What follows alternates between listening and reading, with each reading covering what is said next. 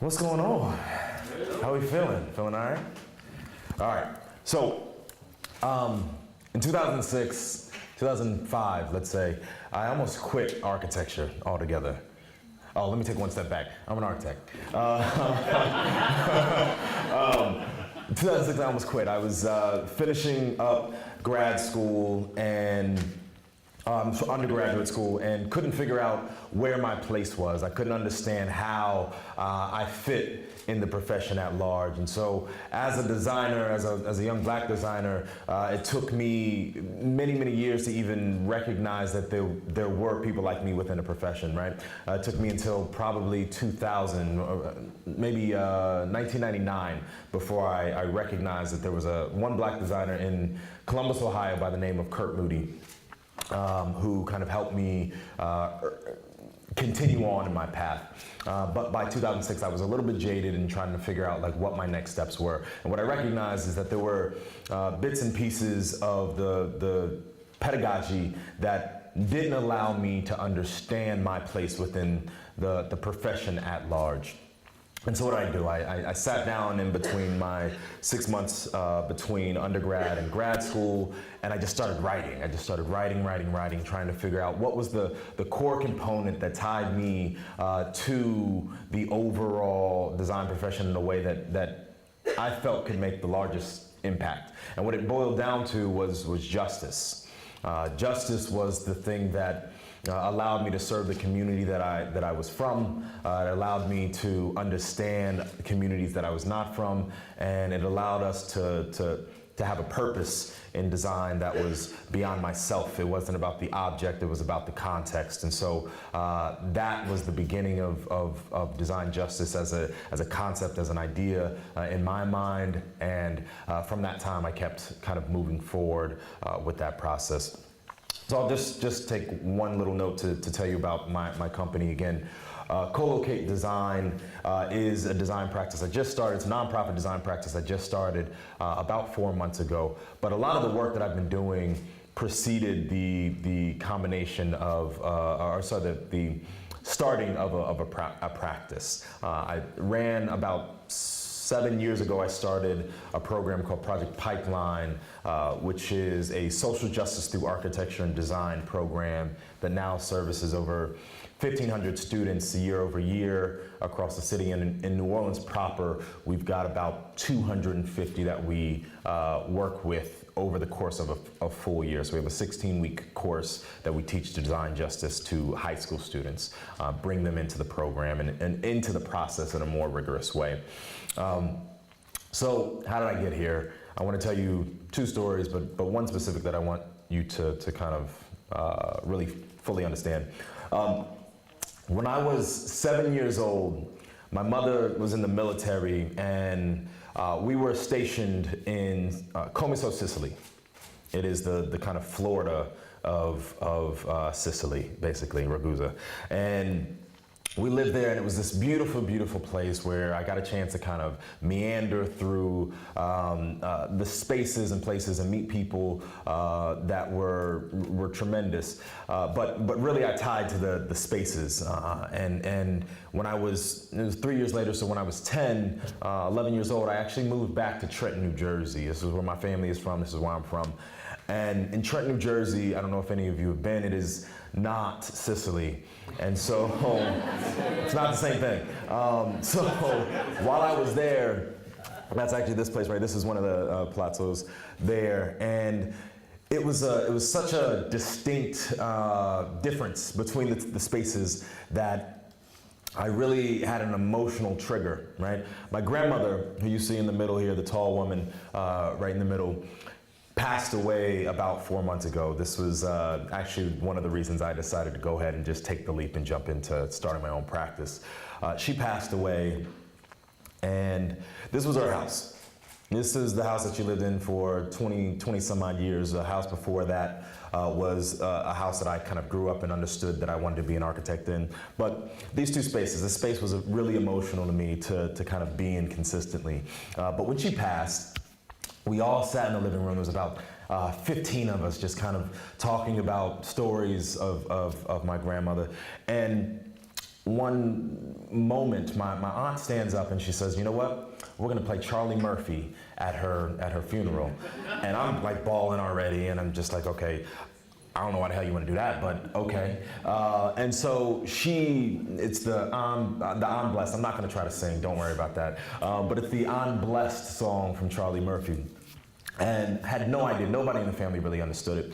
But during the funeral, without fail, she plays the song and everybody's bawling, nobody knows why.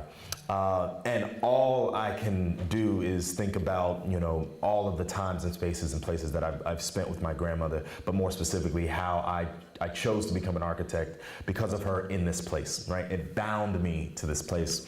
And so a few weeks later, after my grandmother passed, I was in a board meeting, and all of a sudden somebody's phone was ringing and I'm Blessed comes on, and mid-sentence I'm just like done, just like and so, but what that means and the whole point of that, and the reason I wanted to say this is because architecture is the hardware to the software of life, and arts and culture are the user interface. And the reason I say that is they're all inextricably linked. My grandmother was such a big part of my social continuity. The place in which I grew up, the place in which she encouraged me to be a designer was so important to me, the context of that. And the art and culture that framed those two things now forever will be linked to her and to this place for me. And so the ways in which we think about the user interfaces, the ways in which we think about our physical environment, the ways in which we think about our society have to constantly be interacting and communicating with one another. And therein lies where we as designers can have our greatest impact. So I often say that culture is the consequence of persistent circumstance or collective circumstance and immediate condition. It is the habits and tendencies formed into collective expression in a way. And so the ways in which we use design or use culture as a means, a conduit to make better spaces and better interactions is the only way that we actually have a fighting chance at making spaces and places that make the impact that we are actively seeking to make. When I say this, as it relates to diversity in the design, I used to be on a bunch of diversity councils, and the core question that we would always say is diversity for what reason? Okay, diversity is not just about putting people in seats, it's about putting people at the table, it's about getting them water when they're at the table, and then giving them the microphone, right? Like it's all of those things. So it's multiple steps beyond just letting people in the door. And I think the way in which we are able to expand what the possibilities are is by understanding that culture plays a significant role in every single step along the way. So when I was finishing up grad school, by the time that I knew that this was a thing that I wanted to do, I heard the story, and this is kind of leading you to where I got to design justice as a formal practice. I had a professor, a white professor from Germany, who didn't have a real context of racial injustice, or at least the extent of racial injustice within the States. Very smart dude, went to Harvard, as he would tell us all the time. And, as they do. But what he mentioned was that he did a lot of research in the South, in Alabama, in the 60s, early 60s, and he would say, okay, well, 80% of the white families went through the front door. And he was like, okay, well, that's not really all that impressive. It's a front door. That's what people are supposed to do. But then he looked at the black families. Well, 80% of the black families went through the side or rear door, right? And so in that equation, he was like, well, I don't really know what that means, but the obvious thing as a black man would be, for me, I understood that it was a vestige of slavery and Jim Crow and black codes and all of the other things that have habitually changed the way in which we embrace and integrate ourselves into public space, right? And so what it does simply is to say that the language of the physical environment changes because we are actually able to see a door as something different, right? The front door is a common language that we all use, that we all understand. That's a door, I can go through it in this particular way. But because of the way black and brown people have been treated over so many years, the tendency, the habit changed, right? It changed. And so the side and rear door became, specifically in the South, this thing that was informally, a sophisticatedly informal use of formal precedent. Right? And that's super powerful to understand that those small nuances in design make all the difference in the world. I had a friend of mine who challenged this particularly soon after, and she was like, well, that's not fair. My father was a well-to-do white man in Chicago in the 60s and 70s, and a young man. And he always went through the side door. And I said, you should probably talk to your dad. And maybe he's a black man, I don't know. But no, the question was, okay, if you talk to your father, what is the reason for that? And she talked to him, she came back and she said, okay, well, my father was raised by a black nanny who was only allowed to go through the side and rear door. And so that became a tendency for him, a habit for him that was ingrained because of all of these other situational conditions that were in place. So, wrapping that up, that all led me to start to think about what a practice looks like around justice itself. So design justice is a means for us to kind of talk about eliminating the privilege and power structures that use design to create and perpetuate systems of injustice throughout the built environment specifically, but throughout our lived environment more broadly. Secondarily, it is a way for us to think about re-stratifying or stratifying the profession so that it increases design access and power for the people in communities that have historically been disinherited from that power. Right? This is a small little community in New Orleans up Martin Luther King on Clara Street. And it's one of my favorite places in New Orleans because this family over the last 10 years since Katrina has basically built their own little park and community without anybody's help, without city help, without anything. It became this space that was colloquially used for the children of the neighborhood, for the adults to play cards, for just a hangout space. But this is not a space that would be approved from city council, right? But learning from the ways in which people use their space in a colloquial manner is the way in which we get better as designers on the whole. So my want and job is to advocate for families who are attempting to utilize space in this way and to formalize ways in which we can bring them into the community and bring them into the design process on a more consistent basis. So I root that in some language just so that we have a way to understand that. Again, I gave you a quick definition of what culture means, but I wanted to talk about how we frame racism as one core definition. I'll give you the rest of these later, but the whole point here wants to talk about that particular instance. Oftentimes we talk about racism as a interpersonal kind of condition, and the stuff that we do deals with systems. And so we just talked about unconscious bias. We just talked about some of the work that Margaret talked about, inclusivity. These are things that are not simply about the individual. They are about the individual, but more broadly, they're about the systems that allow these things to perpetuate.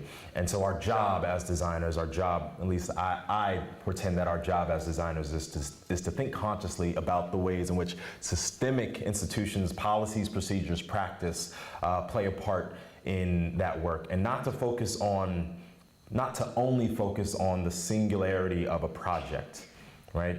The whole spectrum from pedagogy to policies to practice to projects to the people, all of these things play a part, and as designers you can have some sort of connection to that. So that frames it. Two quotes, one by James Baldwin, one by Son Baldwin, who's like this Twitter dude who is fantastic. But the quote is important, so I took it. And I want you to hear it. The first one is, perhaps home is not a place, but simply an irrevocable condition.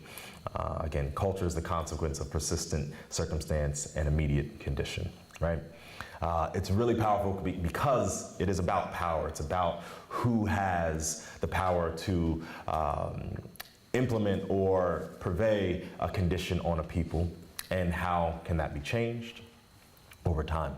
The second one is, we can disagree and still work together unless your disagreement is rooted in my oppression or the denial of my humanity or my right to exist. And so starting from those two quotes, whenever I do any work, I start with these two things to understand, A, what are the conditions? What is the culture? What are the irrevocable conditions and circumstances that people are dealing with? How do they see themselves relative to those conditions?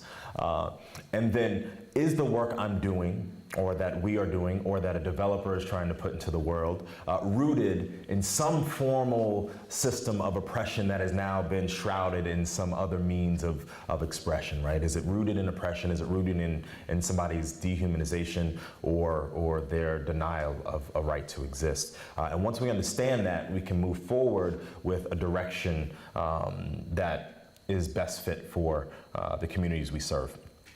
So again, here's the six pieces that we talk about often is pedagogy, policy, procedures, practice, projects, and people.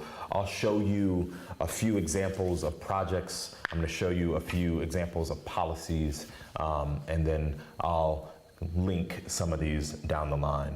But when you're dealing with pedagogy, again, you're dealing with theory, policies, the idealism of it all, procedures, the function, the practice is relative to the practice, and projects, realism and realistic condition, and people, you're dealing with the culture.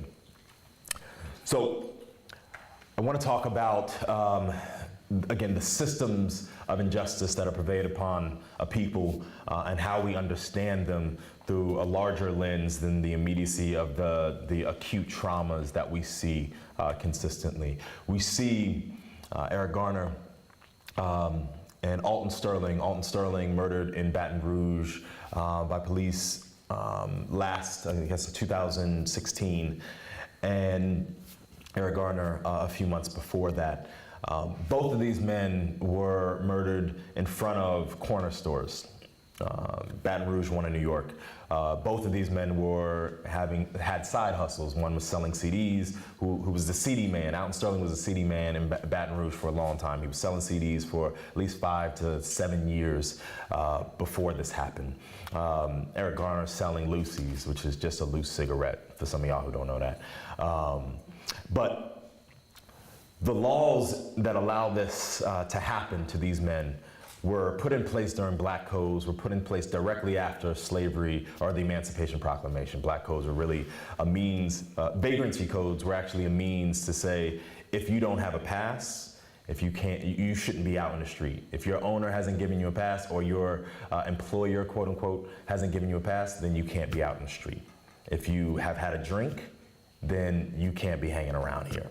Those laws, which you see here, this is 2011, have been updated, but there's still vagrancy laws. There's still vagrancy laws on the books. So when we design spaces, again, as a designer, as an architect, my thought is really around the ways in which corner stores serve as cultural hubs, these beacons that are beyond just the convenience of crimpets and an iced tea, right? Like, it's not just about that. It is a cultural exchange space. And so it's beyond the negative opinions that a lot of planners and designers might have about a corner store and their value as design elements, but more importantly, they are connected directly to how we consider the way that culture experiences space and place. The same thing can be said for the prison industrial complex. We see Angola. This is in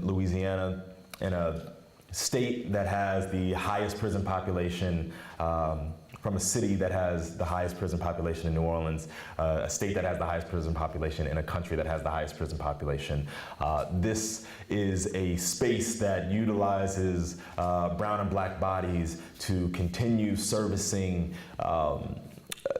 businesses who are attempting to make profit on 5 cents an hour, right?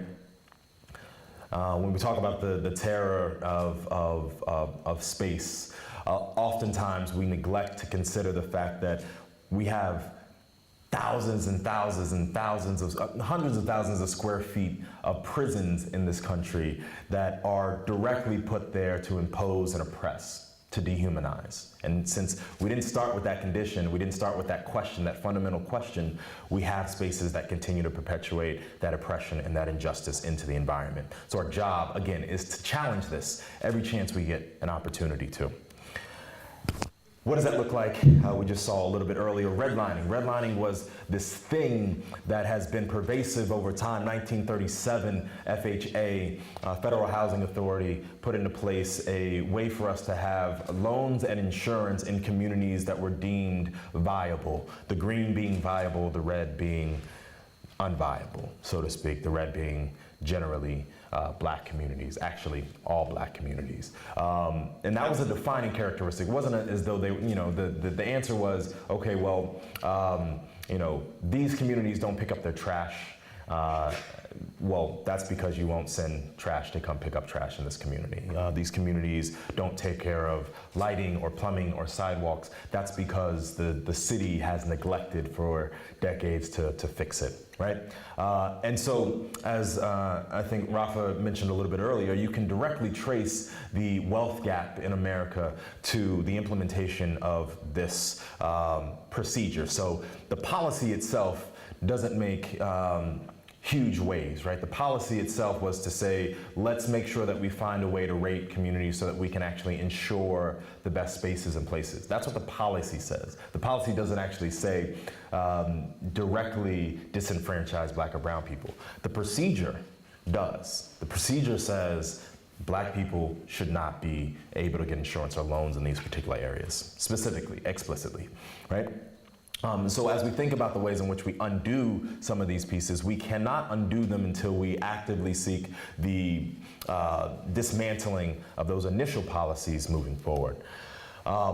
So in response, we see things like the Black Panther Party for Self-Defense, who started the free food program and has the WIC program that we often see now, that we understand now is a derivation of the Black Panther Party's process. But these are responses to injustices that have been put in place through policy and procedure over time.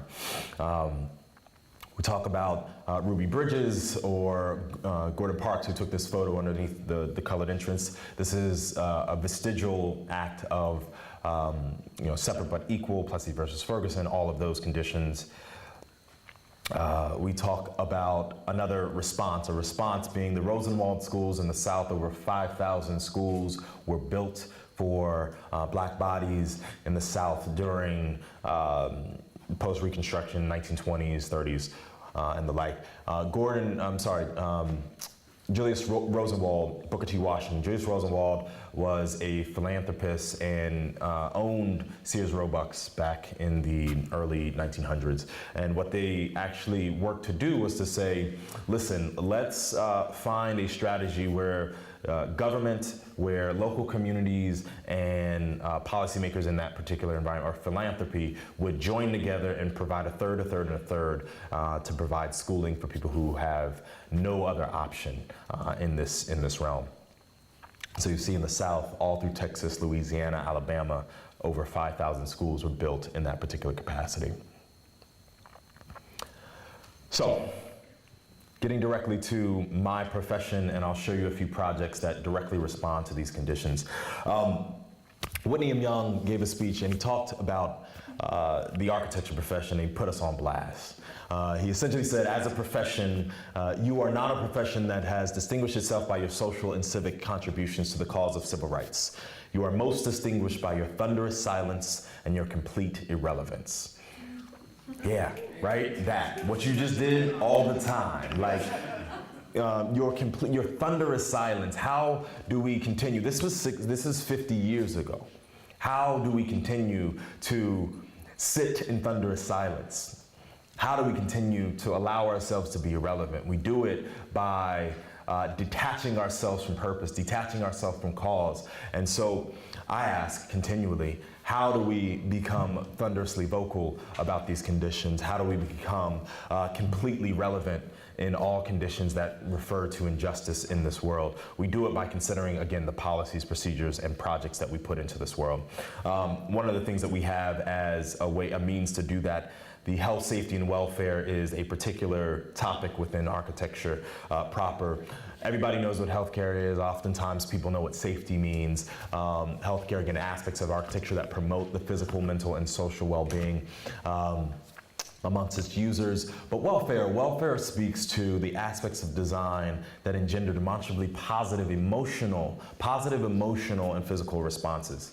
Right? We don't talk often about the emotional trauma that's put through space into people. And so this allows us a means, at least as architects, to consider the ways in which we're doing that. And as a member of the Equity and the Future of Architecture Committee for the AIA National, this is the track, the silo that we're using to create programs like the Design Justice Summit, which will launch in 2018, that is specifically about engendering the positive emotional and positive physical well-being amongst people within a built environment.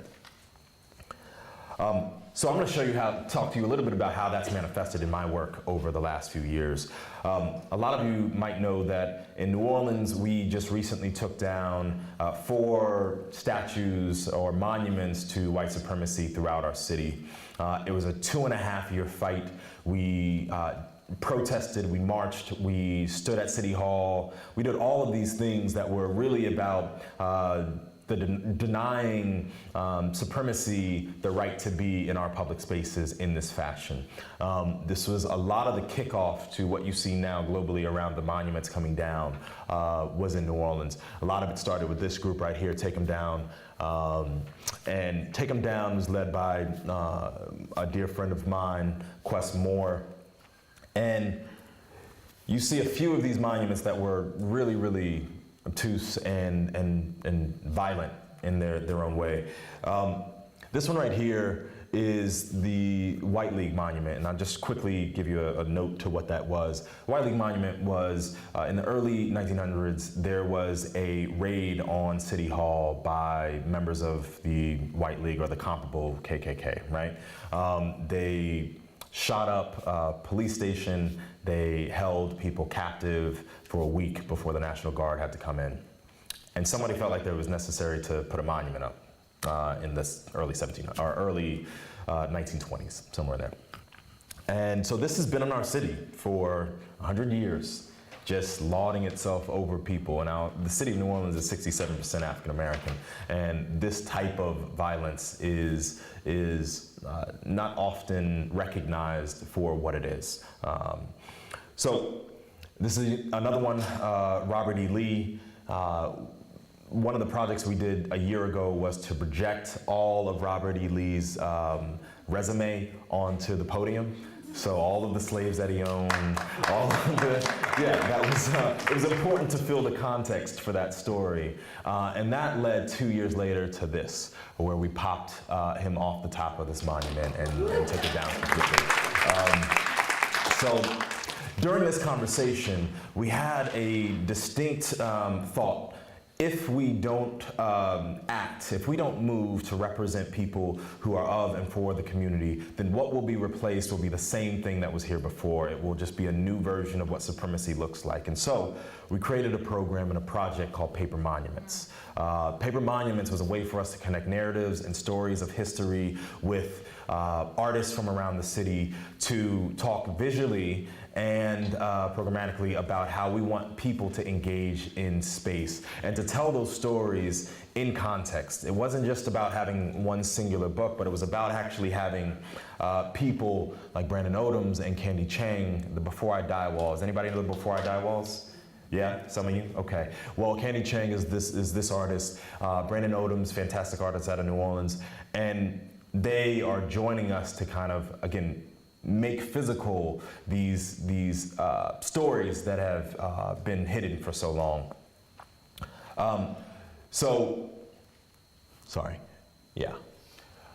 So how do we do that from the smallest scale to project scale? Part of the effort is to a program, I mentioned Project Pipeline, social justice through architecture and design. We teach young people, this is one of my favorite projects called Headlines and Pathways, and really the idea is how are we thinking about the headlines of today's news, and for people to, the young people to actually visualize and build that out. They get an opportunity to think through that, build a city in response to it, and actively speak to it with their own with the rest of the community about a space that is actively just. Design Justice Platform. So the Design Justice Platform earthed itself after November, but specifically on January 20th for some reason.